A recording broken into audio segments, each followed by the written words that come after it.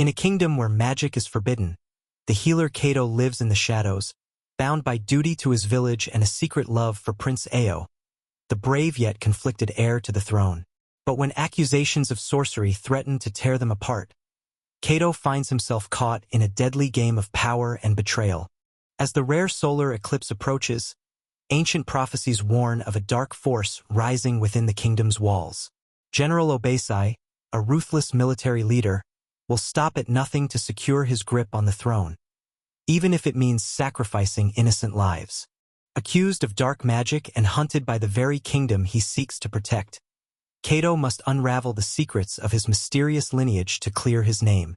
With the kingdom on the brink of collapse, alliances are tested, and hearts are torn as Kato and Prince Ayo face impossible choices that could change their destinies forever. But when the prophecy reveals a hidden curse that threatens to destroy everything they hold dear, Kato must decide. Will he sacrifice himself to save the kingdom, or risk it all for a forbidden love that defies the gods?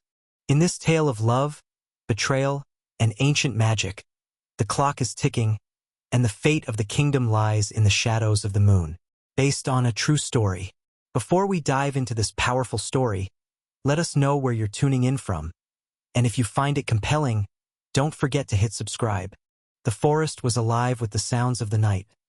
The distant call of a nocturnal bird, the whisper of the wind through the ancient trees, and the steady murmur of the river that wound its way through the shadows. Kato paused at the entrance of his secluded hut, listening to the forest, his heart beating a little faster than usual. It was late, later than usual for his secret visitor. He held his breath when he heard the soft knock on the door. 3 taps, followed by a pause, then one more. The signal he had grown to recognize, a promise that his visitor came alone. Kato exhaled, his shoulders relaxing, and hurried to open the door. Prince Ayo stepped inside, his imposing figure filling the small space of the healer's hut. In the moonlight streaming through the narrow windows, his regal features looked both familiar and weary. He was dressed in dark, inconspicuous clothing, but there was no mistaking the bearing of a prince. "Kato," Ayo whispered, his voice strained. "I had to see you." Kato's breath caught in his throat at the sight of him. It had been nearly a week since Ayo's last visit, and in that time, Kato's imagination had conjured countless reasons why the prince might not return. Each one had been darker than the last. But now, seeing Ayo here, the familiar warmth and longing stirred in his chest. "You shouldn't be here," Kato said softly, though he could not hide the relief in his eyes. "If you were caught," Ayo shook his head, brushing off the warning. "I couldn't stay away, not after what I heard today." He pulled back the hood of his cloak, revealing fresh bruises along his jawline and a cut above his brow. Kato's eyes widened. "What happened to you?" "It's nothing," Ayo replied, wincing as he touched his bruised cheek. "The training sessions are getting more intense. My father wants me to be ready for whatever Obasi has planned. The old man is tightening his grip, pushing for new decrees against magic." Kato's jaw tightened, but he said nothing. He turned to his shelf, where dried herbs and ointments were neatly stored. Gathering a few supplies, he gestured for Ayo to sit. Ayo settled onto the worn stool, his broad shoulders hunched as if bearing the weight of the kingdom itself. Kato worked in silence, carefully dabbing a soothing salve onto the prince's bruises. His touch was gentle, but his fingers trembled slightly whenever they brushed Ayo's skin. The air between them was thick with unspoken words, the kind that lingered just beneath the surface, waiting to break free. As Kato applied the ointment, his hands lingered on Ayo's cheek. The prince's eyes locked onto his, dark and searching. There was a question in that gaze, one that Kato had been avoiding for far too long. "Kato?" Ayo's voice was barely a whisper, his breath warm against Kato's lips. "I can't pretend anymore." Before Kato could respond, Ayo's lips were on his, the kiss urgent and demanding, as if they were both starved for the touch they had been denying themselves. Kato melted into the embrace, his fingers tangling in Ayo's hair, pulling him closer. For a moment, all thoughts of the kingdom, of magic, of the dangers that surrounded them, disappeared. There was only the heat of Ayo's body pressed against his, the taste of him, the way their breaths mingled as they kissed deeper. The urgency of their passion consumed them both. Ayo's hands roamed Kato's body, pulling at the loose fabric of his robes, seeking the warmth beneath. Kato gasped as Ayo's mouth traveled down his neck, sending shivers through him. It was dangerous, reckless even, but neither could bring themselves to stop. They had been hiding their feelings for too long. Kato pushed Ayo back onto the narrow bed against the wall, their movements growing more frantic. The hut was filled with the sound of ragged breaths and whispered names, the scent of herbs and sweat mixing in the air. As they came together, there was a sense of desperation, an acknowledgement that these stolen moments could be their last. When they finally lay together, bodies entwined, the reality of their situation began to seep back in. Ayo's fingers traced lazy patterns on Kato's chest, but his expression was troubled. "I don't know how much longer I can keep this from my father," Ayo confessed, his voice tinged with frustration. "Obasi is pressing him harder every day.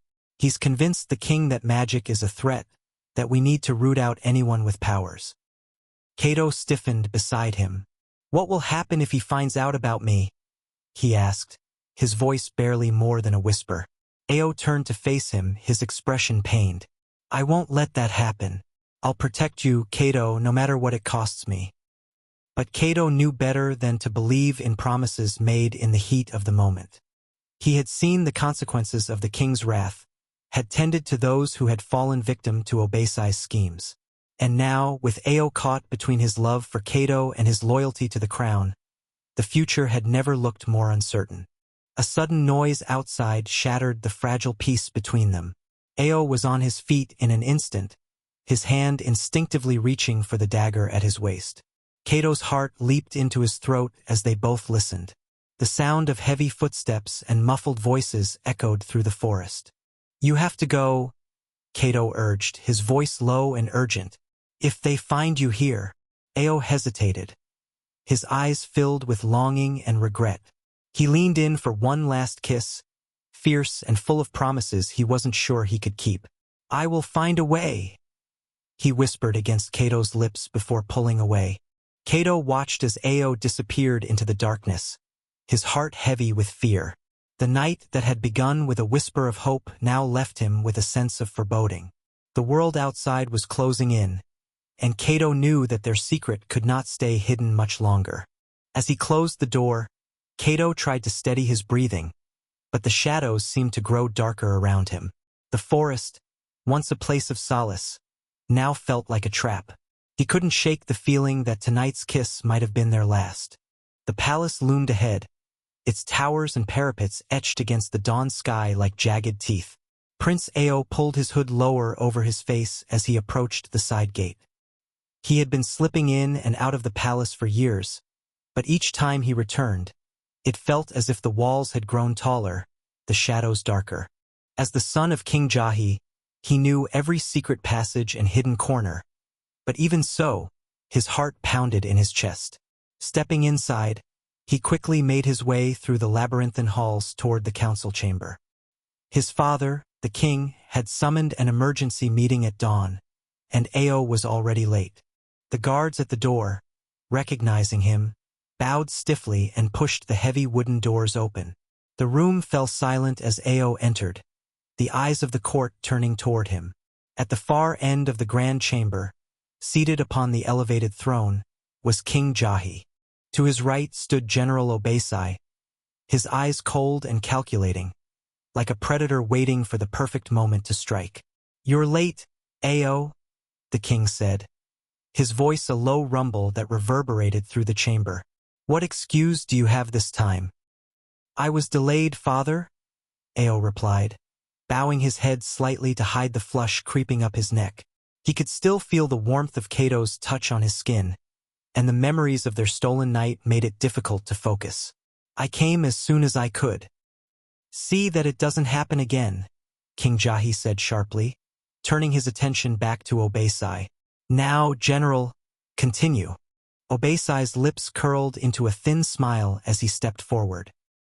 He was dressed in the dark armor of the kingdom's elite guard, every inch of him radiating authority. "Your Majesty," he said, his voice smooth like poisoned honey. "As I was saying, the threat of magic grows stronger by the day. The recent reports from the villages confirm that there are healers and sorcerers practicing in secret." Ayo stiffened at Obasi's words, his mind flashing back to Kato's gentle hands, the healing touch that had brought him comfort. He knew the general's words were a thinly veiled attack, meant to stoke his father's fears and tighten his control over the kingdom. King Jahi leaned forward on his throne, his brow furrowed in thought. "What would you have us do, Obasi?" he asked.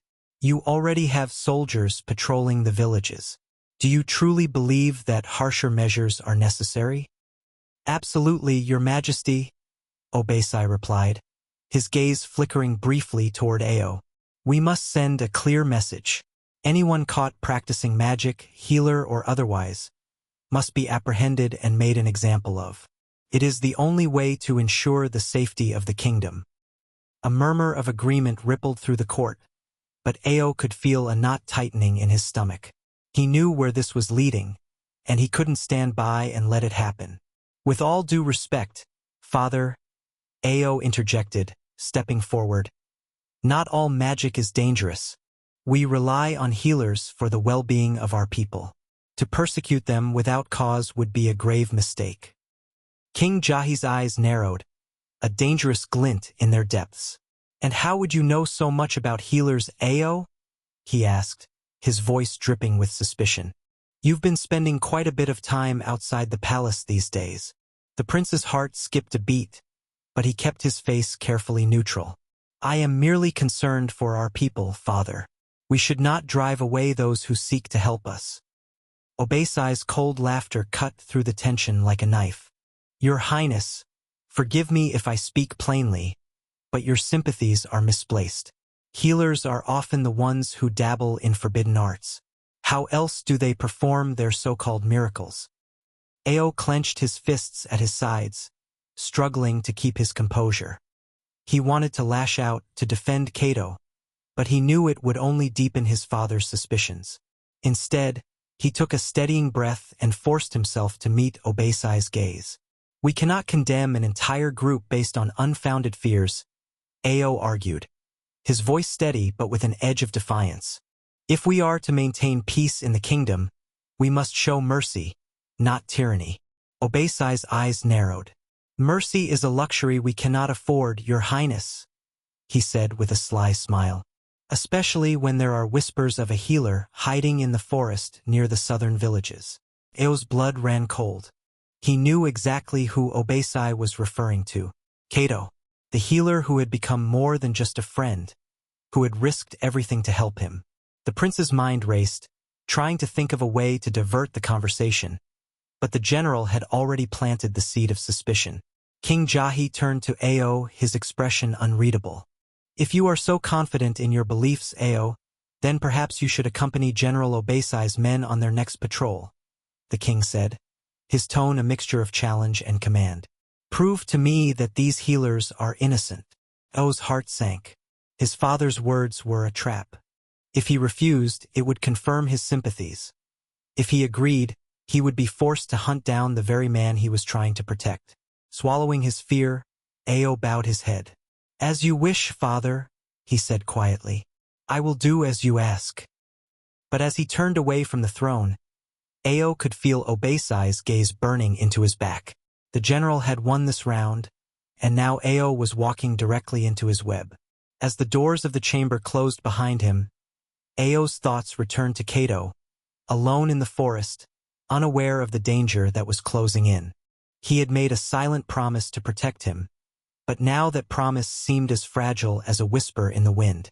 The moon hung low in the sky, casting an ethereal glow over the dense forest as Prince Ayo made his way through the underbrush. The cold night air stung his lungs, but he pushed forward, driven by an urgency that refused to let him rest. He had slipped away from the palace as soon as the council meeting had ended, evading the watchful eyes of Obasi's guards. The general's suspicions were growing, and Ayo knew his time was running out. He reached the familiar clearing where Kato's secluded hut stood, the soft glow of candlelight spilling through the small window. Relief washed over Ayo as he saw the faint shadow of Kato moving inside. For a brief moment, he allowed himself to breathe, but that calm was short-lived. The weight of his father's command and Obasi's threat loomed over him, pressing down like an invisible hand around his throat. Ayo tapped lightly on the door, 3 times, then a pause, followed by one more. The door creaked open almost immediately, revealing Kato's worried face. "Ayo," Kato breathed, pulling him inside. The door shut behind them with a soft thud. "What are you doing here? It's not safe." Ayo's gaze softened as he took in the sight of Kato, dressed in his simple healer's robes. His dark eyes filled with concern. For a moment, all the chaos outside seemed to fade away. But it was only a moment. "I had to see you," Ayo said, his voice a mix of urgency and desperation. "Obasi is tightening his grip on the kingdom. He's convinced my father that the healers are a threat, and now he knows about you." Kato's eyes widened, the color draining from his face. "What do you mean, he knows?" His voice was a whisper, but it carried a weight of fear. Ayo stepped closer, placing his hands on Kato's shoulders. "Obasi suspects there's a healer hiding in this forest," he said, his voice strained. "He's planning a raid.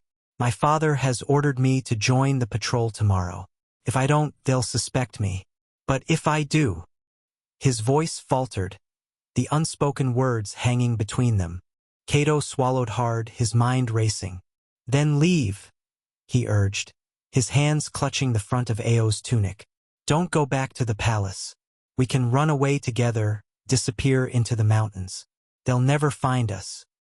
Ayo's heart ached at the sincerity in Kato's eyes, but he shook his head slowly. "I can't abandon my family, Kato. If I run, Obasi will use it as proof that I've been conspiring with sorcerers. My father will never trust me again." Kato's grip loosened, his shoulders slumping. "So what then? You're going to lead them right to me?" The pain in his voice cut deeper than any blade, and Ayo's resolve wavered. "I would never betray you," Ayo whispered, reaching out to cup Kato's face. "I will find a way to keep you safe, I promise. But for now, you need to hide. There's a cave system deeper in the forest, places where they won't think to search." Kato closed his eyes, leaning into Ayo's touch. The warmth of the prince's hands was a comfort he wished he could hold onto forever. But reality was closing in around them. "How can I trust that you won't lead them here, even by accident?" Kato asked, his voice barely more than a whisper. Ayo's breath hitched, his eyes glistening with unshed tears. "Because I love you," he confessed, the words tumbling out as if he had no control over them. It was the first time he had ever said it aloud, the first time he had dared to admit it even to himself. Kato's eyes flew open, searching Ayo's face for any sign of deceit. But all he saw was a raw, unguarded sincerity that took his breath away. "Ayo!" Kato's voice cracked, and before he could say another word, Ayo's lips were on his, silencing whatever doubts remained. The kiss was fierce, almost desperate, as if they were trying to capture everything they feared they might lose. Kato's hands slipped around Ayo's neck, pulling him closer, while Ayo's fingers tangled in Kato's hair, holding him as if he were afraid to let go. But the moment was shattered by the distant sound of rustling leaves and the faint echo of voices. Ayo pulled back, his eyes wide with alarm. "They're coming," he whispered, his voice urgent. "You need to go now." Kato's heart pounded in his chest as Ayo pushed him toward the back door. "Go deeper into the forest. I'll lead them away." "But Ayo, please," Ayo pleaded, his eyes filled with a mix of fear and love. "If they find you here, I won't be able to protect you. Just go. I'll find you again, I promise." Kato hesitated for only a moment before nodding. He pressed a hurried kiss to Ayo's lips, then slipped out into the night, disappearing into the shadows like a ghost. Ayo watched him go, every fiber of his being screaming to run after him, to abandon everything for the man he loved. But he couldn't. Not yet. He turned back toward the door, steeling himself for the confrontation to come. He had made a promise to Kato, and he would find a way to keep it, even if it meant standing against his own family. As the first of Obasi's soldiers emerged into the clearing, Ayo straightened his back, forcing himself to appear calm. The game was far from over, and he would have to play it carefully if he wanted to protect Kato. For now, he had to convince them that he was on their side. But in the depths of his heart, he knew that every step he took from here would only bring him closer to betraying the man he loved. Kato ran through the forest, his heart pounding as the echoes of Ayo's warning still rang in his ears. The night air was cold and unforgiving, the shadows of the trees reaching out like skeletal hands trying to ensnare him. He stumbled over roots and rocks, driven by a single thought. He had to get away before Obasi's soldiers reached the village. The underbrush tore at his robes, and sweat trickled down his back despite the chill. He didn't know how much time he had, but Ayo's words had been clear. Obasi was coming for him. The general's soldiers would show no mercy. As the first light of dawn began to seep through the canopy, Kato finally reached the outskirts of the village. The familiar scent of wood smoke and herbs filled the air, momentarily easing his fear. He had grown up among these people, tending to their wounds, easing their pains. He couldn't abandon them now, not when they might suffer because of him. Panting, Kato paused to catch his breath, his thoughts racing. He had to warn them, to at least try and protect the villagers from the wrath that would inevitably follow if Obasi's men believed him to be a sorcerer. But as he approached the central square, he froze. The village was eerily quiet. Kato's heart sank. In the early morning light, he could see that the usual bustle of dawn, the vendors setting up their stalls, the children chasing each other around the well, was missing. Instead, there was an oppressive stillness, the kind that precedes a storm. "Kato!" A voice called out, barely a whisper, from the shadows of one of the huts. He turned to see Mira, an elderly healer who had been like a second mother to him, peeking out with wide, frightened eyes. "You shouldn't be here. What happened?" Kato asked, rushing to her side. "Where is everyone?"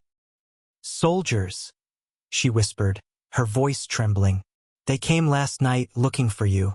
They took some of the villagers for questioning. They said they would burn the village if we didn't hand you over." The words hit Kato like a blow to the chest. This was worse than he had feared.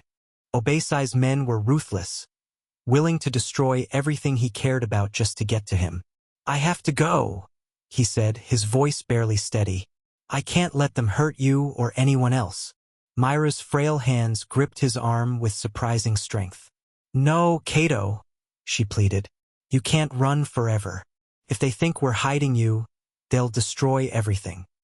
Kato swallowed hard, guilt clawing at him. He couldn't let these people suffer because of him, but if he stayed, they would surely burn for harboring a fugitive. He had to make a choice, and he had to make it now. "I'll lead them away," Kato promised. "I'll make sure they don't come back here." He gently removed Myra's hands from his arm, his heart breaking at the fear in her eyes. As he turned to leave, a group of soldiers emerged from the treeline, their armor clinking ominously in the quiet morning air. At their head was a man Kato recognized, one of Obasi's most ruthless captains, a grim-faced warrior named Kamau. His gaze locked onto Kato immediately, a cruel smile spreading across his face. "There he is," Kamau called out, drawing his sword. "The healer we've been looking for. By order of General Obasi, you are under arrest for practicing forbidden magic." Kato's heart raced, his instincts screaming at him to run.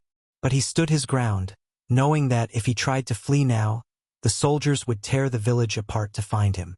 "I'm no sorcerer," he said, trying to keep his voice steady. "I'm just a healer." Kamau's eyes gleamed with malice. "A healer who dabbles in the dark arts," he sneered. "We have witnesses who've seen you performing unnatural miracles. And if you're innocent, then you have nothing to fear, do you?" Kato clenched his fists, feeling the familiar stir of energy beneath his skin. It was a power he had only recently begun to understand, something that frightened him even as it called to him in times of need. But now, with Mira and the villagers' lives at stake, he couldn't afford to hold back. As the soldiers advanced, Kato closed his eyes and focused. He could feel the pulse of the earth beneath his feet, the energy of the forest around him. In a single, desperate burst, he released that energy, sending a wave of force that knocked Kamau and his men off their feet. The soldiers cried out in shock as they were thrown back, their weapons clattering to the ground. For a moment, there was stunned silence as they struggled to process what had just happened. But Kato didn't wait to see their reactions. He turned and ran, the power coursing through his veins like wildfire. Behind him, Kamau's furious shout echoed through the village. After him, don't let him escape. Kato didn't look back. He pushed himself harder, darting through the trees as arrows whizzed past him, narrowly missing their mark. The forest that had once been his sanctuary now seemed to conspire against him, its twisted roots and low-hanging branches trying to trip him up. His breath came in ragged gasps, his legs burning as he sprinted deeper into the forest. The soldiers were close behind, their shouts growing louder with every passing moment. But Kato knew these woods better than anyone. He had played here as a child, hidden in its shadows when the world became too much to bear. He needed to reach the caves. Ayo had told him they were safe, that no one would think to search there. But as he ran, the fear gnawed at him. If Obasi was willing to burn villages, how long would it be before he turned his wrath on Ayo? Kato's mind raced with thoughts of the prince. Had he made it back to the palace safely? Was he being forced to hunt Kato even now? The uncertainty was like a knife twisting in his gut. But he couldn't afford to slow down. Not if he wanted to survive. Just as the trees began to thin, revealing the entrance to the caves, Kato stumbled and fell, his knees hitting the ground hard. He gasped for breath, his vision swimming. The energy he had summoned had drained him, leaving him weak and disoriented. The soldiers were closing in. He could hear their footsteps, the sound of Kamau barking orders. For a moment, Kato considered surrendering, letting them take him so that the villagers would be spared. But then he thought of Ayo, of the promise they had made to each other, and he forced himself to his feet. With one last burst of strength, Kato staggered into the dark mouth of the cave, the shadows swallowing him whole. The sound of the soldiers faded as he descended deeper into the darkness, the safety of the forest giving way to the cold, damp air of the underground. But as he collapsed against the rough stone wall, gasping for breath, Kato knew that this was only the beginning. Obasi would not stop hunting him, and Ayo's position was growing more precarious with every passing day. The game was far from over, and the stakes had never been higher. The air in the cave was damp and cold, a stark contrast to the humid forest outside. Kato leaned against the rough stone wall, trying to steady his breathing. His vision swam, his body still weak from the burst of power he had used against Obasi's soldiers. The darkness pressed in on him, the only sound the steady drip of water echoing through the caverns. Just when he thought he could rest, he heard a faint rustle nearby. Kato's instincts flared. Had the soldiers tracked him here? He pushed himself off the wall, forcing his exhausted legs to hold him up. His pulse quickened as the rustle turned into the soft sound of footsteps. "Kato!" A voice called softly, barely more than a whisper.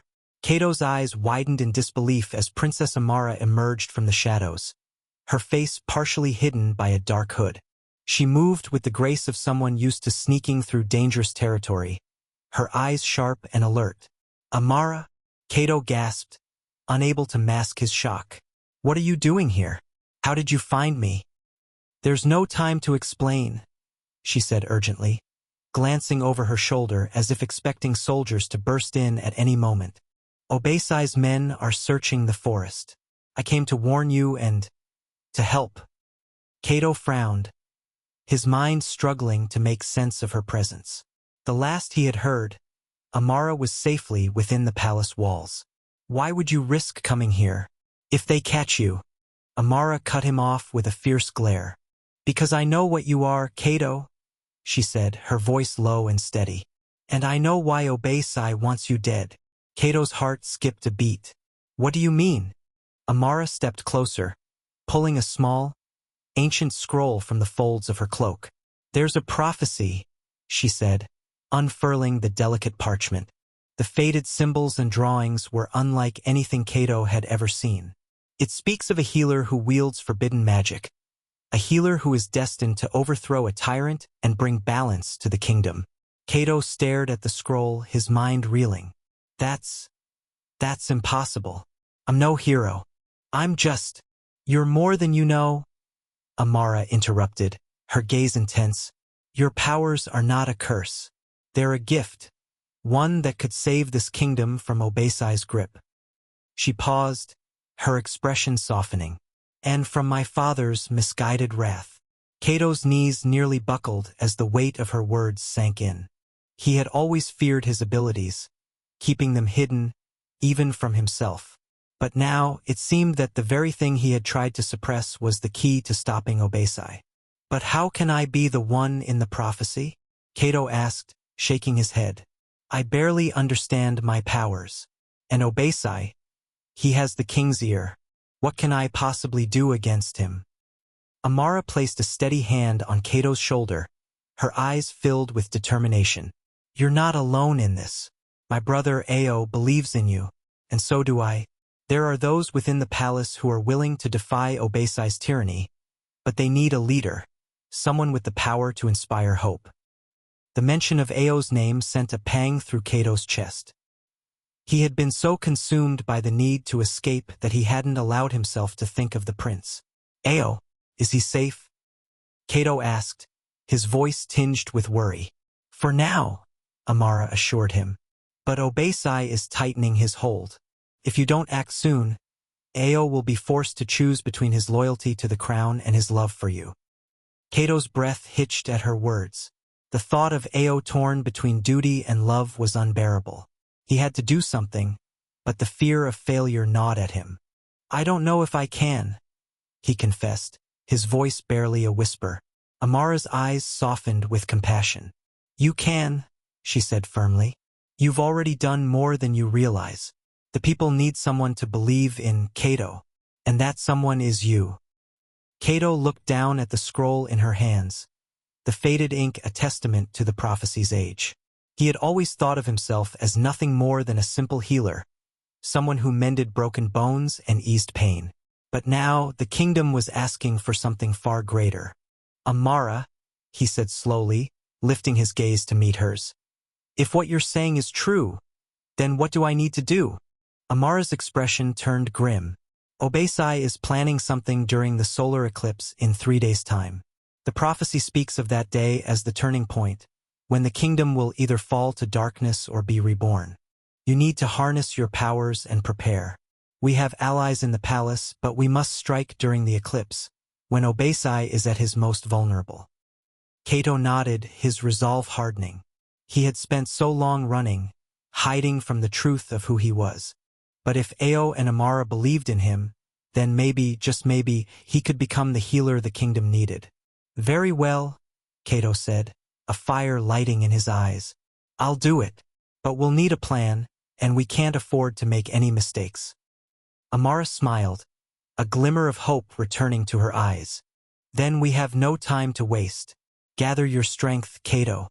The fate of the kingdom rests on your shoulders." As Amara led Kato deeper into the caves to discuss their next steps, a renewed sense of purpose filled him. The path ahead was treacherous, and the odds were against them, but he could no longer afford to hide. The eclipse was coming, and with it the chance to change everything. The darkness of the cave wrapped around Kato like a heavy cloak as he and Amara made their way back to the village. The information she had shared about the prophecy had set his mind ablaze with possibilities, but it also left him with an uneasy feeling in his gut. The eclipse was only days away, and time was running out.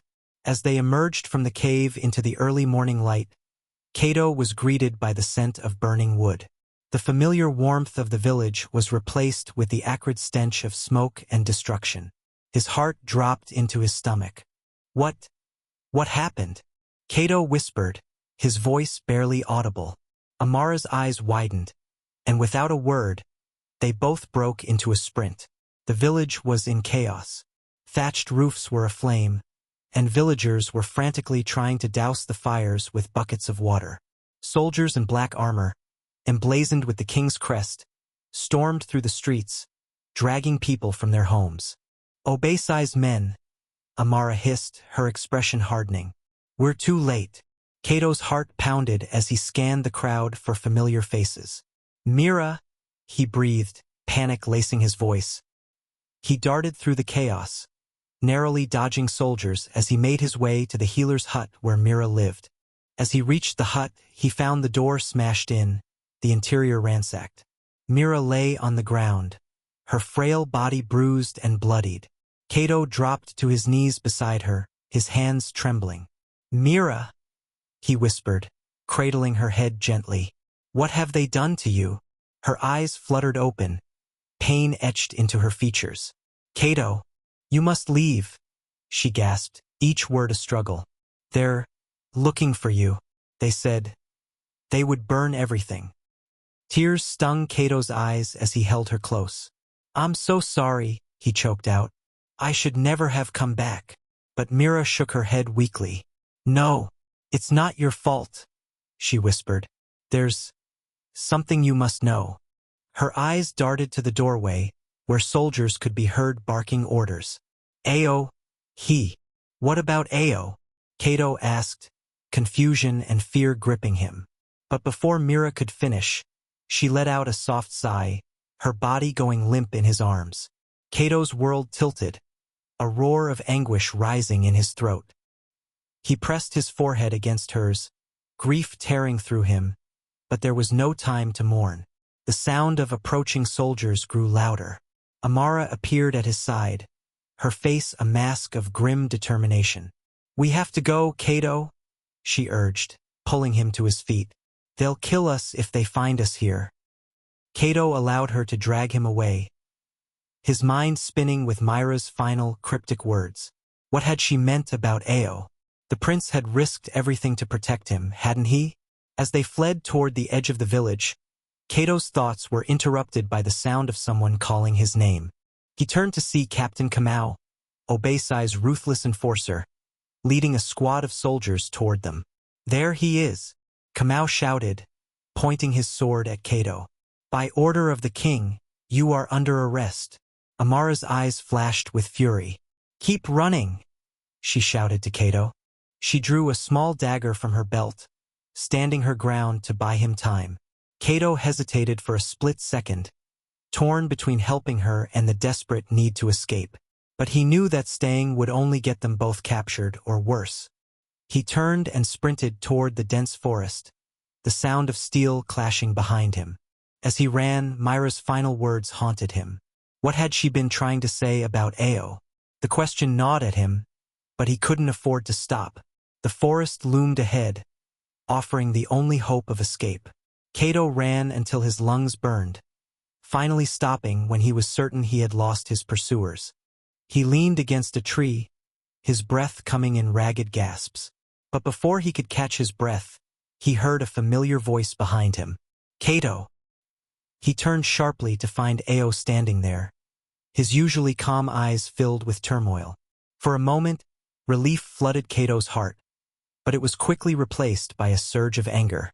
Ayo, Kato said, his voice tight with emotion. What are you doing here? Did you know what they were planning? Ayo looked stricken, but he didn't deny it. I tried to stop them, he said desperately, stepping forward. But my father and Obasi, they wouldn't listen. They believe you're a threat. Kato's hands clenched into fists. Mira, she told me something before she died, he said, his voice shaking. She said you? Ayo's face paled. I can explain, he said, his voice barely above a whisper. When Obasi first suspected you, my father demanded proof of your powers. I told them I had seen you heal using magic. I thought it would protect you if they believed you were harmless. The world seemed to tilt beneath Kato's feet. You betrayed me? He whispered, his voice breaking. You told them about my powers? I didn't have a choice. Ayo's voice was filled with anguish. Obasi was going to raid the villages anyway. I thought if I gave them something, they would spare you. Kato staggered back, the betrayal cutting deeper than any blade. He had trusted Ayo, had believed in the love they shared, and now it seemed that trust had been built on lies. They killed Mira because of you, Kato said, his voice shaking with fury. They destroyed my village, and now they won't stop until they find me. Ayo reached out, but Kato jerked away, tears streaming down his face. Kato, please, Ayo begged. I never meant for this to happen. I was trying to protect you. Protect me? Kato spat, his voice raw with pain. You condemned me. You put everyone I cared about in danger. Ayo's shoulders slumped, defeat etched into his features. I'm so sorry, he whispered. I'll make it right. Promise. But Kato's heart had hardened. The betrayal was too deep, the wound too raw. Stay away from me, he said coldly. I don't want your help. I'll fight this battle on my own. Turning his back on Ayo, Kato disappeared into the shadows of the forest, leaving the prince standing alone. The weight of his betrayal hung heavy in the air, a rift between them that seemed impossible to bridge. As Kato ran deeper into the forest, he knew one thing. He could no longer trust anyone, not even the man he had once loved. The forest was silent, save for the occasional rustle of leaves underfoot. Kato moved like a ghost through the trees, his thoughts a storm of rage and pain. The betrayal still burned hot in his chest, every memory of Ayo now tainted by the knowledge that the prince had turned him over to Obasi, even if it had been done with misguided intentions. As he pushed deeper into the dense woods, Kato's thoughts turned to the prophecy Amara had revealed. The solar eclipse was now only 3 days away, and with it came the final chance to stop Obasi's dark plans. But how could he do that when he barely understood his powers? When he was alone, hunted, and filled with doubt, Kato came to a small clearing where the sunlight filtered through the canopy above. He paused, letting the stillness of the forest surround him. This place would have to do. If he was to stand any chance against Obasi, he would need to train, to fully embrace the magic he had long kept buried. Taking a deep breath, Kato closed his eyes and tried to focus. He had only ever used his powers in moments of desperation, when instinct had taken over. But now he needed to control it, to harness it deliberately. He spread his hands, feeling the earth beneath his feet, the pulse of life in the soil, the whisper of energy in the air. Nothing happened. Kato's frustration boiled over. He clenched his fists, trying to summon the energy he had used to fend off Obasi's soldiers, but it remained stubbornly out of reach. He gritted his teeth, the memory of Myra's lifeless body flashing in his mind. The rage and pain surged, and this time he felt a flicker of power. With a cry, Kato thrust his hands forward. A burst of energy rippled out from him, bending the branches of nearby trees and sending a flurry of leaves into the air. But it was wild and unfocused, more like a chaotic explosion than the precise control he needed. Panting, Kato dropped to his knees, his hands trembling. He couldn't do this alone. He had no mentor, no guide to teach him how to use his magic. All he had was raw power and the desperate hope that it would be enough. As he sat there, trying to catch his breath, he heard a soft rustle behind him. Instinctively, Kato spun around, raising his hands defensively, ready to unleash another burst of magic if necessary. But instead of a soldier, it was Amara who stepped into the clearing, her eyes filled with concern. Kato, she said softly, lowering her hands to show she meant no harm. I've been looking for you. He lowered his hands, but the tension didn't leave his body. What are you doing here, Amara? I thought you had returned to the palace. I couldn't stay there, she replied, her voice filled with urgency. Not with what's coming. We don't have much time left, Kato. The eclipse is in 3 days, and Obasi is preparing for something terrible. Kato looked away, bitterness tightening his throat. I can't control my powers, he confessed. I don't even know what I'm doing. How am I supposed to stop Obasi when I can't even save the people I care about? Amara knelt beside him, her gaze steady and filled with determination. You don't have to do this alone, she said. There are those who believe in you, Kato. You've already inspired people to stand up against Obasi's tyranny. And I'm here to help you. Kato's jaw tightened. Ayo believed in me too, he said, his voice raw with pain. And look where that got me. Amara placed a hand on his arm, her eyes filled with understanding. I know my brother made mistakes, she said gently. But he loves you, Kato. He's trying to make things right. Kato shook his head, anger and heartbreak clashing within him. Love doesn't undo betrayal, he muttered, pulling away from her touch. I can't afford to trust anyone again. Amara sighed but didn't argue.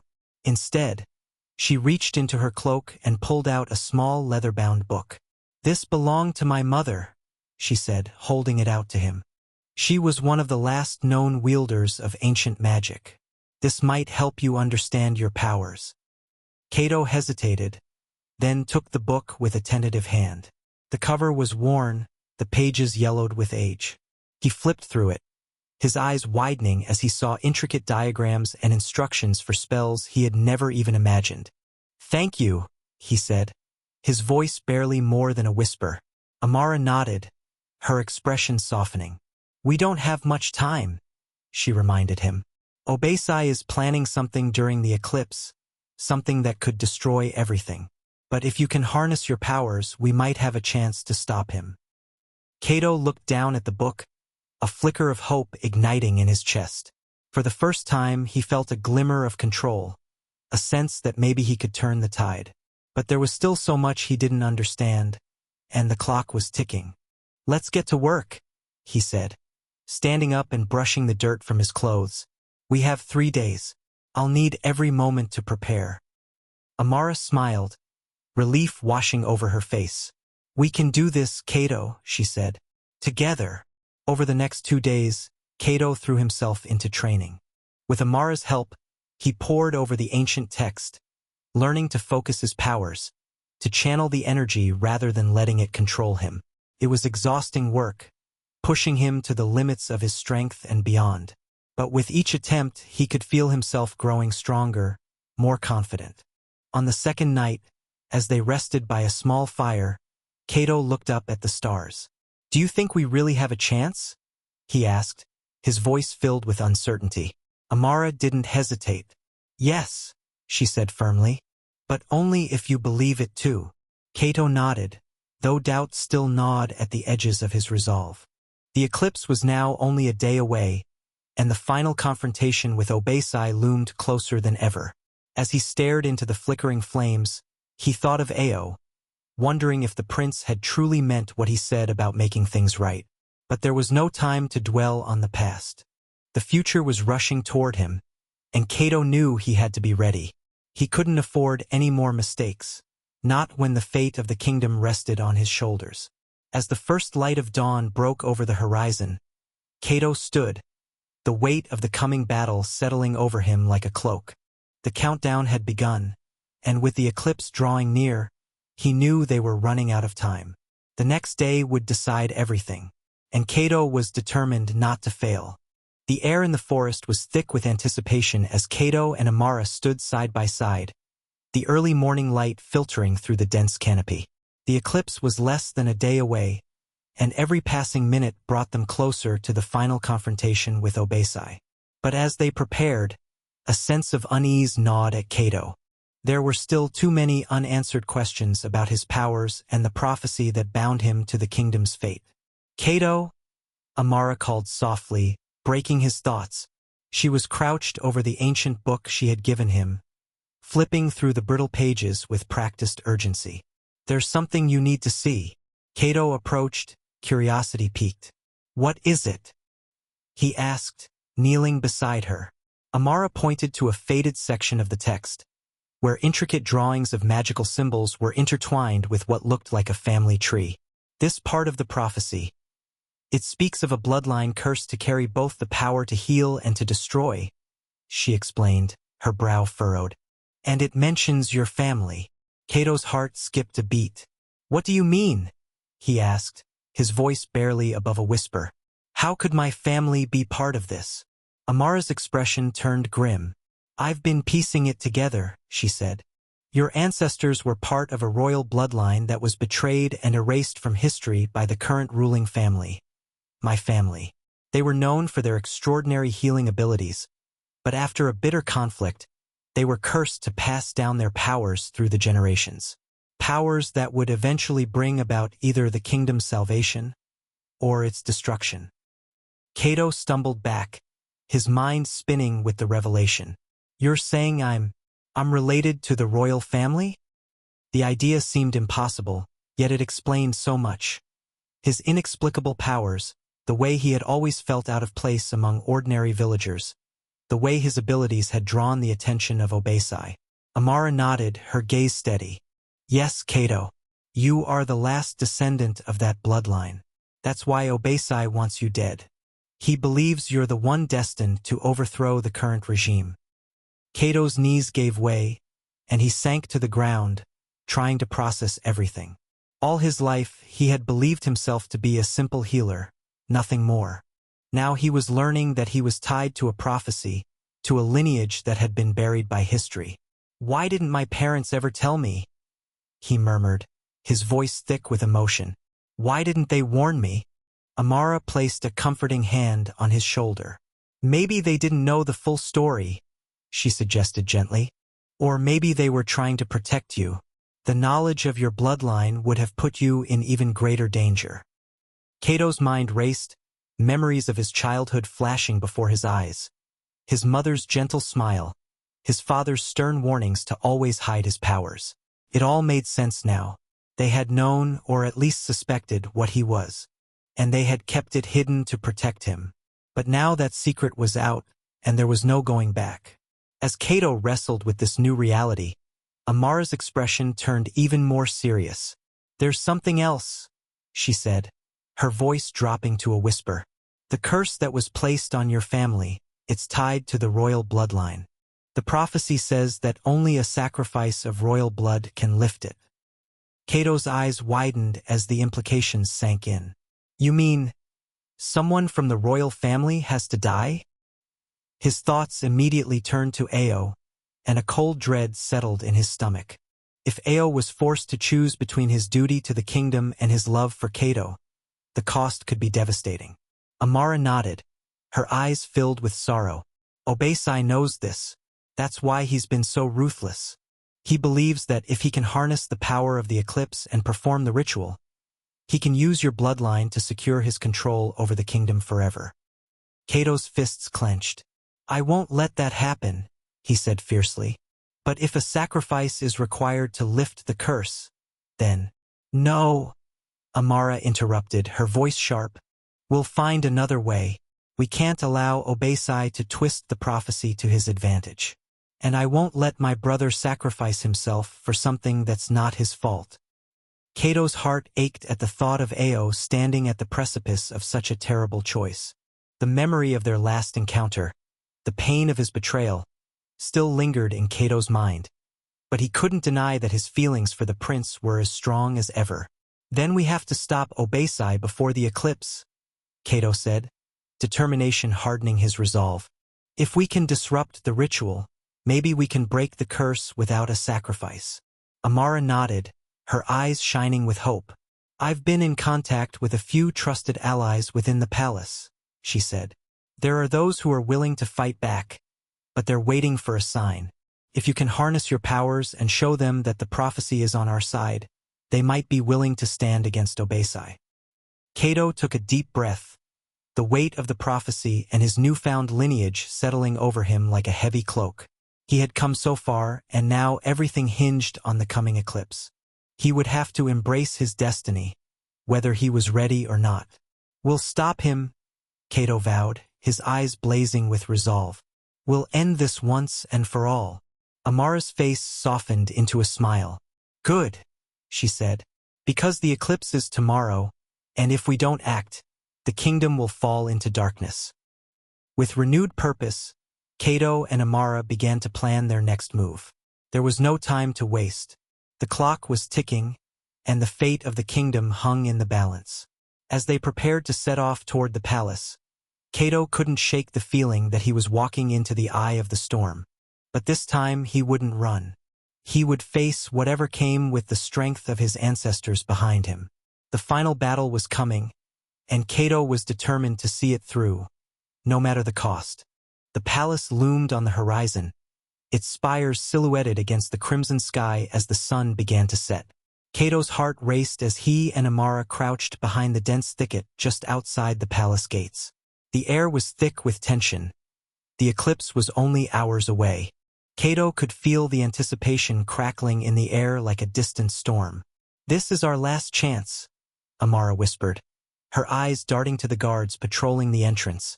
"Once the eclipse begins, Obasi will initiate the ritual. We have to reach the throne room before then." Kato nodded, his jaw set in determination. He adjusted the cloak he had borrowed from one of Amara's allies, hoping it would be enough to disguise him as a palace servant. They had no time to waste. Every second brought Obasi closer to his goal. "Are you ready?" Amara asked, her voice steady despite the fear Kato could see flickering in her eyes. "As ready as I'll ever be," Kato replied. He took a deep breath, focusing on the power thrumming just beneath his skin. The training he had done over the past few days had given him more control, but he knew he would need every ounce of strength he could muster to face what lay ahead. With a quick nod, they slipped out from behind the bushes and made their way to a hidden side entrance Amara had told him about. The palace was bustling with activity as preparations for the eclipse ceremony were underway. Nobles and servants rushed through the corridors, their faces tense with the knowledge that something momentous was about to unfold.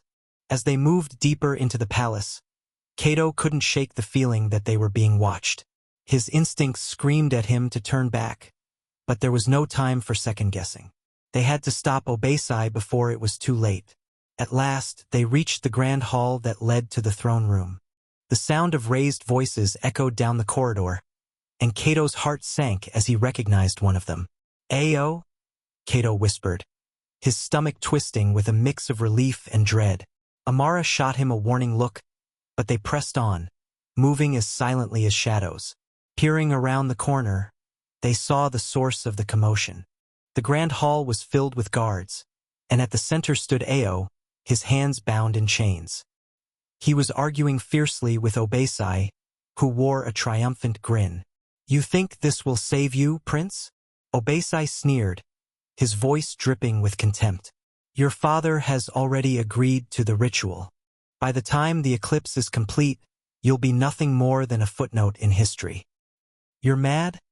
Ayo spat, struggling against his restraints. "You think you can control magic that powerful? You'll destroy us all."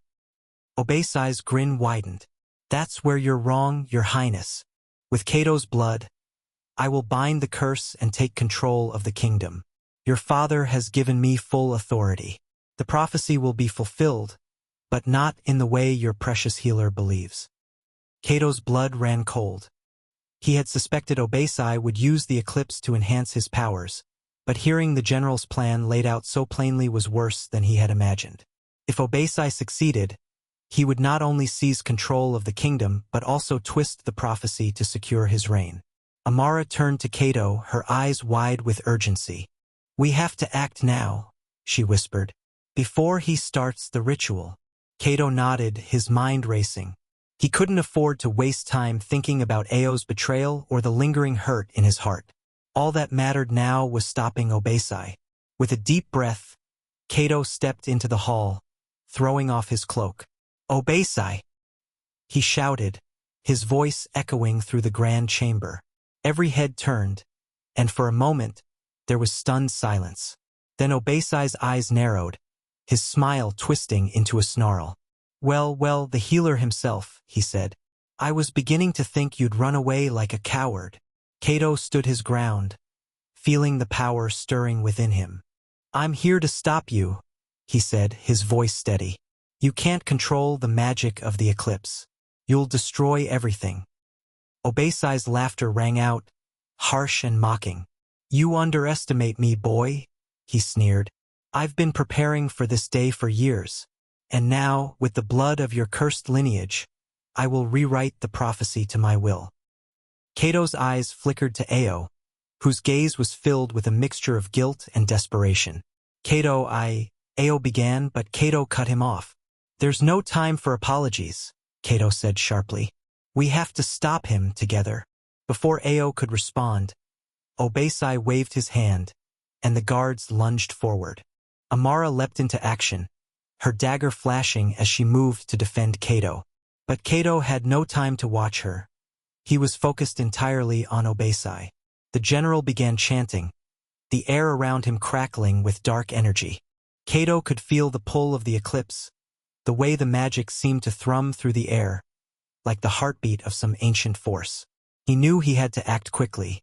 Summoning everything he had learned, Kato raised his hands, the power flowing through him like a river. With a shout, he sent a wave of energy toward Obasi, who staggered back, momentarily stunned. But the general recovered quickly, his eyes blazing with fury. You cannot stop me, healer, Obasi snarled. I will harness the power of the eclipse, and with your blood, I will be unstoppable. Kato's pulse quickened as he realized Obasi's intent. The general wasn't just trying to control the kingdom. He was planning to sacrifice Kato to seal the curse and bind the power to himself permanently. If Kato couldn't break the ritual before the eclipse reached its peak, it would be too late. As the eclipse began, the light in the room dimmed, casting everything in an eerie, blood-red glow. The air grew colder, and Kato could feel the ground beneath him trembling. Obasi's chanting grew louder, more desperate, and the guards around them faltered, caught in the growing maelstrom of magic. Kato, Ayo shouted, struggling against his chains. You have to break the circle. It's the source of his power. Kato's eyes darted to the ground, where he saw the intricate circle of symbols drawn in blood. He realized that if he could disrupt it, he might be able to stop the ritual. But Obasi was closing in, the air around him crackling with dark energy. With a final, desperate surge of power, Kato drew on every ounce of strength he had left. He sent a blast of energy toward the circle, shattering it and sending Obasi flying back with a scream of rage. The moment the circle was broken, the ground stopped trembling, and the air seemed to clear. But Kato's vision swam, his knees buckling as exhaustion swept over him. He had stopped the ritual, but the eclipse was not yet over, and Obasi was far from defeated. As Kato collapsed to the ground, Amara rushed to his side, her eyes wide with fear. We're not done yet, she whispered urgently. The final confrontation is still to come. Kato nodded weakly, struggling to stay conscious. The eclipse was only minutes from reaching its peak, and the battle for the kingdom was far from over. The world seemed to hold its breath as the eclipse reached its zenith. The moon slowly slid over the sun, casting an otherworldly red glow across the palace courtyard. The air was thick with tension, as if the entire kingdom was teetering on the edge of a precipice. Kato struggled to his feet, his entire body trembling from the exertion of shattering Obasi's ritual circle. But it wasn't over yet. Amara was at his side, her face pale but determined. You did it, Kato, she said, her voice a fierce whisper. You disrupted the ritual, but we have to finish this now before Obasi can recover. Across the grand hall, Obasi staggered to his feet, fury etched into his features. The dark energy he had been channeling crackled around him, wild and unstable. The break in the ritual had disrupted his plans, but it hadn't stripped him of his power. If anything, it had only enraged him further. You think you've won, healer? Obasi spat, his voice carrying a dark resonance that seemed to shake the very walls. You're too late. The eclipse is almost complete, and with it, my ascension. Kato's vision blurred, exhaustion clawing at him, but he forced himself to stay upright. Ayo, still bound in chains, was watching him with wide, desperate eyes. The prince's earlier betrayal still stung, but Kato couldn't focus on that now. The kingdom was at stake and time was running out. Kato, Ayo shouted, his voice hoarse. Obasi still has the ritual dagger. If he gets your blood. Kato's eyes darted to Obasi's hand, where the glint of a jagged blade caught the light. It was the same dagger that had been used to draw the ritual circle. The realization hit Kato like a cold wave. Obasi didn't need the circle anymore. He just needed Kato's blood to complete the ritual. Amara leapt forward, her dagger flashing as she tried to close the distance between herself and Obasi. But the general was faster. With a flick of his wrist, he sent a wave of dark energy that threw her across the hall, slamming her into a column with a sickening crack. "Amara!" Kato cried, but he couldn't afford to let his focus waver. Obasi was advancing, the ritual dagger gleaming in his hand. Kato summoned the last reserves of his strength, his magic pulsing around him like a living thing. He could feel the eclipse's energy surging through the air, amplifying his powers. But Obasi was drawing on that same power, his eyes glowing with a malevolent light. "You cannot win, boy," he snarled. "The prophecy was never about saving this kingdom. It was about seizing control. And with your blood, I will ensure my reign for generations." Kato took a deep breath, reaching into the depths of his magic. He focused on the energy that connected him to the earth, to the very essence of life. As Obasi lunged, Kato thrust his hands forward, unleashing a torrent of energy that slammed into the general. Obasi staggered, but he did not fall. A dark smile twisted across Obasi's lips as he absorbed the blast, converting Kato's power into his own. "Fool!" he taunted. "Your magic only makes me stronger." A chill ran down Kato's spine. This wasn't a battle of strength. Obasi had been feeding off the eclipse's energy all along, drawing on the very power Kato was using to fight him. If Kato continued to attack, he would only make Obasi unstoppable. Desperation clawed at Kato. There had to be another way. He thought of the prophecy, of Amara's words about the curse and the royal bloodline. The only way to break the curse was with a sacrifice of royal blood. A sickening realization settled in his stomach. Ayo's blood. Kato's gaze flickered to the prince, who was still struggling against his chains. Ayo's eyes met his, filled with a mix of fear and resolve. "Kato," Ayo called, his voice filled with a quiet desperation. "Do it. If my blood is the key, then use it." Kato's heart twisted. He couldn't. Even after everything, Ayo's betrayal, the lies, he couldn't sacrifice the man he loved. But the eclipse was nearing its peak, and Obasi was closing in.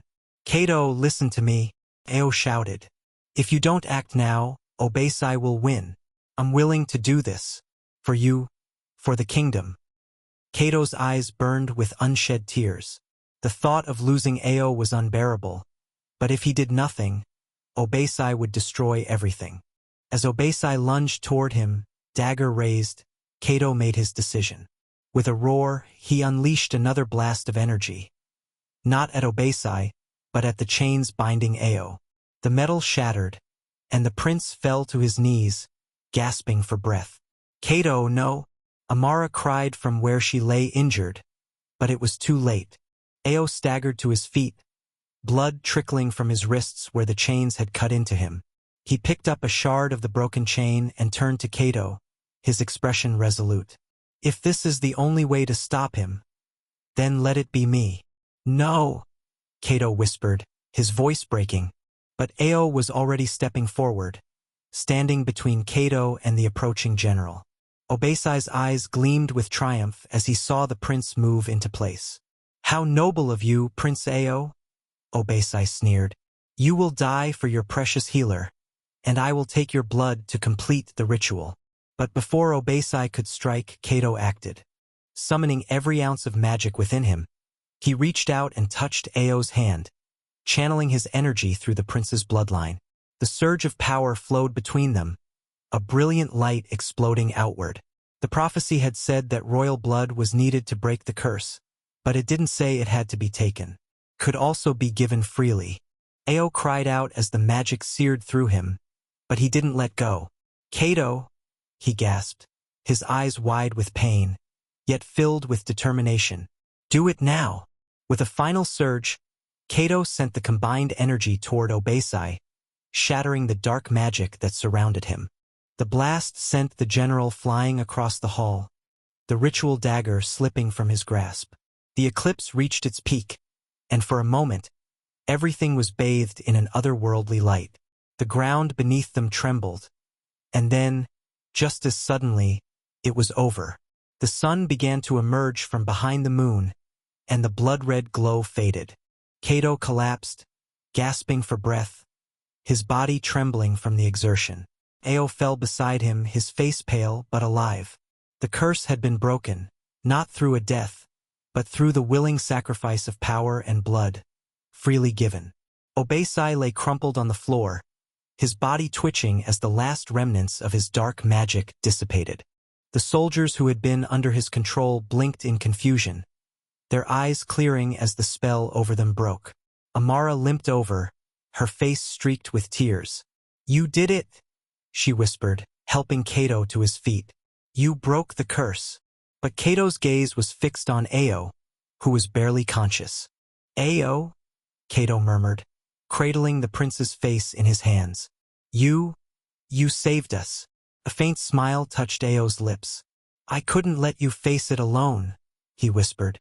"I told you, I'd find a way to make it right." Kato leaned down, pressing his forehead to Ayo's, tears streaming down his face. The kingdom was safe, but the cost had been high. The final battle was over, but the journey to heal the kingdom and their broken hearts was just beginning. The sun was beginning to rise, casting the sky in soft pinks and golds as the smoke from the palace fires slowly dissipated. The courtyard, which had been a battlefield only hours ago, now lay quiet. Kato stood at the edge of the palace grounds, his heart heavy as he surveyed the damage left in the wake of Obasi's downfall. A gentle hand touched his arm, and he turned to see Amara standing beside him. Her face was bruised, her clothes torn, but there was a glimmer of relief in her eyes. "The soldiers are rounding up the last of Obasi's men," she said quietly. "It's over, Kato. You did it." But Kato could only nod, the weight of exhaustion and grief pressing down on him like a physical force. The victory had come at a cost. Lives lost, bonds broken, and a kingdom that would take years to heal. He had fulfilled the prophecy, but it hadn't brought the sense of triumph he had expected. Instead, it felt like he had simply survived. Behind them, Prince Ayo was being freed from his chains by a group of loyal guards. His face was pale, and he moved stiffly, still weak from the energy they had channeled together to break the curse. When his eyes met Kato's, there was a flash of something unspoken, a mix of relief, guilt, and something deeper. "Kato," Ayo called softly, his voice rough from hours of shouting and fighting. As he walked toward him, Kato's heart twisted. The love he had tried to suppress, the pain of Ayo's betrayal, all came rushing back. Amara placed a hand on Kato's shoulder and gave it a comforting squeeze before stepping away to give them privacy. "I'll see to the wounded," she said, leaving them alone in the quiet aftermath. For a moment, neither Kato nor Ayo spoke. The only sound was the distant murmur of the soldiers securing the palace grounds. Then Ayo took a hesitant step closer. "Kato, I know I can't undo what I did," he began, his voice thick with emotion. "But I meant what I said back there. I would do anything to make it right." Kato's eyes flickered with a mix of anger and sorrow. "You can't change the past, Ayo," he replied, his voice quieter than he intended. "You betrayed me, and because of that, people died. I can't just forget that." Ayo's face crumpled, but he held Kato's gaze. "I never wanted to hurt you. I thought I was protecting you." His voice broke, and he looked down, shame written across his features. "But I see now how wrong I was." Kato felt a wave of conflicting emotions crash over him. He had spent so long hating Ayo for his betrayal, but in the end, the prince had risked everything to help him break the curse. Maybe it wasn't forgiveness, but a part of him understood that Ayo's love had never been a lie. It had just been tangled up in fear and duty. "There's nothing left for me here," Kato said finally, his voice barely more than a whisper. "This kingdom, these people, they'll never accept someone like me. The only reason they're not hunting me down is because of what we did today." Ayo's eyes widened. "Then let's leave," he said, the desperation clear in his voice. "We can go far away from here, somewhere no one knows us. Start fresh together." Kato's heart skipped a beat. He had thought about leaving, about disappearing into the wilderness where he could live in peace. But he had never imagined Ayo would be willing to give up everything to come with him. "You'd leave your family? Your title? Everything you know?" Kato asked, searching Ayo's face for any sign of hesitation. Ayo's gaze was steady. "Yes," he said simply. "I don't want a throne or a kingdom if it means losing you. I've made too many mistakes, Kato. This is the one thing I'm sure of." A long silence stretched between them. Kato looked into Ayo's eyes and saw the sincerity there, the love that had somehow survived the betrayals and the bloodshed. Slowly he nodded. "All right," he said softly. "Let's go." Amara returned just as they were making their way toward the edge of the courtyard. Her eyes were red-rimmed but determined. "Are you really leaving?" she asked, her voice tinged with sadness. Kato nodded. "This kingdom doesn't need me anymore, but it still needs you, Amara. You're the one who can help rebuild it." Amara's expression softened, and she pulled him into a tight embrace. "Thank you, Kato," she whispered, "for everything, and take care of my brother." Kato squeezed her hand one last time before stepping back. He knew he might never see her again, but he also knew she was more than capable of leading the kingdom into a better future. Together, Kato and Ayo slipped away from the palace, moving through the forest under the cover of darkness. The moon was high in the sky by the time they reached the outskirts of the kingdom. For the first time in what felt like a lifetime, Kato breathed freely.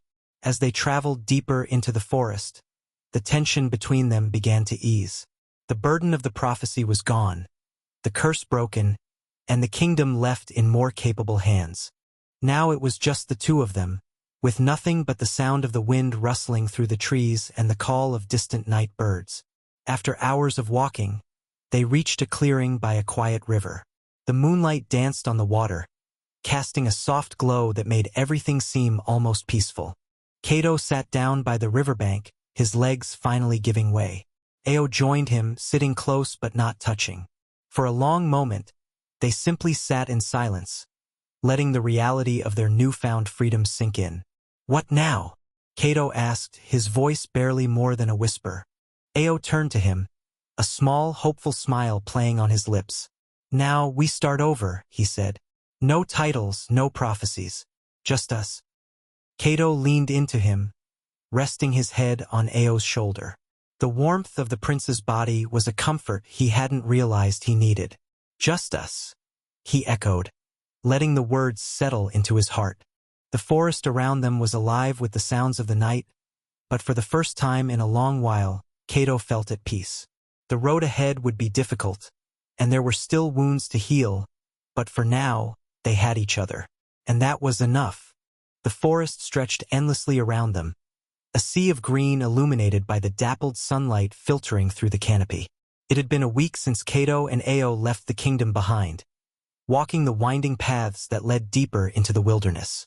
The dense trees and tangled underbrush had become their new home, a world far removed from the palace walls and the weight of prophecies. Kato took a deep breath, the crisp forest air filling his lungs. For the first time in years, he felt a sense of peace. There were no soldiers hunting him, no dark rituals to break, and no expectations hanging over his head. He was simply Kato, no longer bound by the prophecy that had dictated his life. Beside him, Ayo moved with an easy grace that belied the hardships they had faced. His wounds from the final battle were healing, though the physical scars were nothing compared to the emotional ones that lingered beneath the surface. They had both lost so much: friends, trust, and the lives they had once known. But here, in the quiet embrace of the forest, it was as if the world had paused to give them a moment to breathe. Kato glanced over at Ayo, who was crouched by a small stream, filling their water skins. The prince's once regal appearance had faded, his fine clothes replaced with simple garments they had scavenged along the way.